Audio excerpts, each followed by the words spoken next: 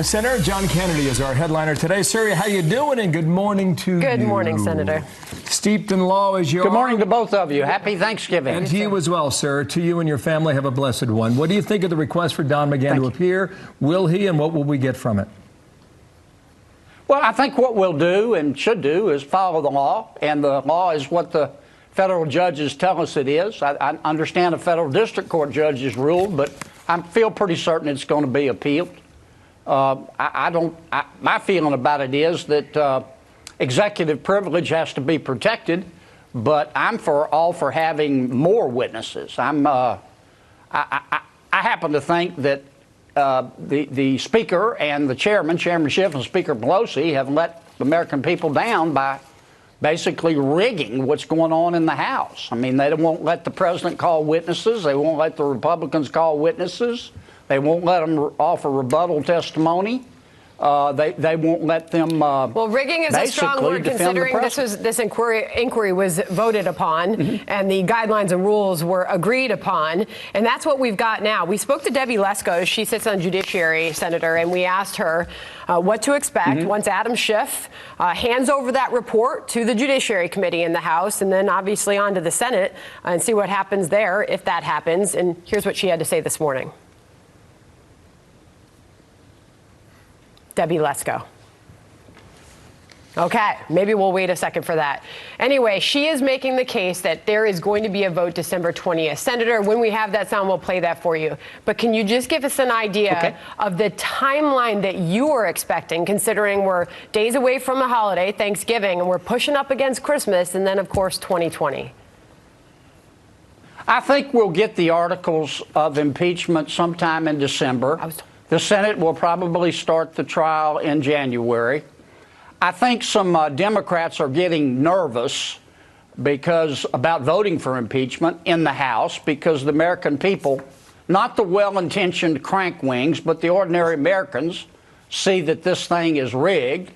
But I still expect if Speaker Pelosi puts her foot down, that they will send us articles of impeachment, and we'll do it right in the Senate. We'll give the president due process. But I do think what's going on is the American people are looking at this and saying, let me get this straight.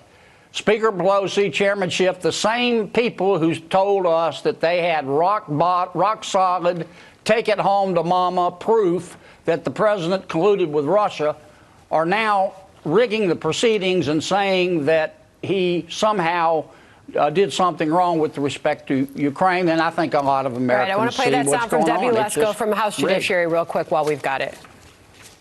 All along, I thought this was a political loser for the Democrat Party.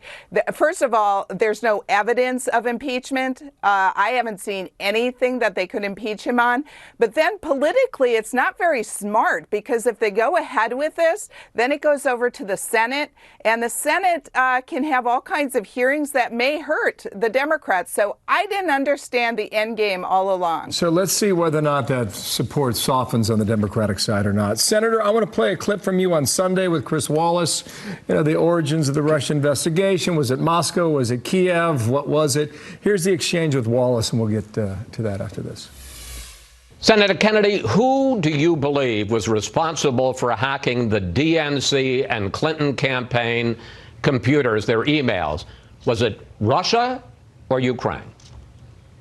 I don't know, nor do you, nor do any of us. Ms. Hill, well, I mean, let me just interrupt to say the entire intelligence community says it was Russia. Right, but it could also be Ukraine. So we saw you on another network last night. I don't know if there's some sort of clarification you want to offer today, but what is your position on that now, Senator? Has it changed at all? Well, I did Chris Cuomo's show last night, and here's what I told Chris, the truth. Chris Wallace is a damn good reporter. He asked me a very direct question. He asked me about hacking the DNC computer. I heard him say, I thought he'd said, meddling in the election. Chris was right. I was wrong. So let me be clear.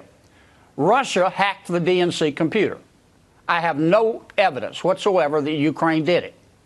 There is, however, plenty of evidence that Ukraine meddled in the 2016 election. specifically President Poroshenko. Don't take my word for it. There was an exhaustive investigation done by Politico, a long article printed in January of 2017. There have been stories on CBS News, stories in the Washington Examiner.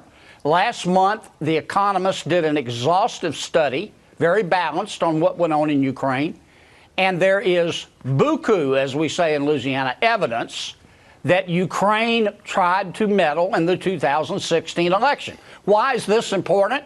Because my Democratic friends want to prevent the president from offering any evidence that Ukraine is organically and historically corrupt and that he was concerned about corruption. Ukraine is organically and historically corrupt. I hope President Zelensky does better, but their government in the past has been corrupt. They're almost as bad as Russia, and they're just trying to keep the president from offering a defense, and that is, I believe the government there was corrupt, and I'm entitled to investigate it. And by the way, what did Hunter Biden do for the money? You referred to Politico. It was printed. It was online on January 1st, January 11, 2017, a week and a half before the inauguration. Ukrainian efforts to sabotage Trump backfire. Kiev officials are scrambling to make amends with the president-elect after quietly working to boost Clinton. That is what you were referring to a moment ago. So what you're saying is that yes, there's a difference between the DNC server hacking and other election meddling, just to be clear on that, correct? Do I have that right? Yes. Ukraine did not hack the server, but they sure as heck tried to interfere in the election. And it's been well documented. But, Senator, the president phoned in to Fox and Friends on Friday morning for a lengthy interview. During that interview, he pushed this theory on Ukraine again.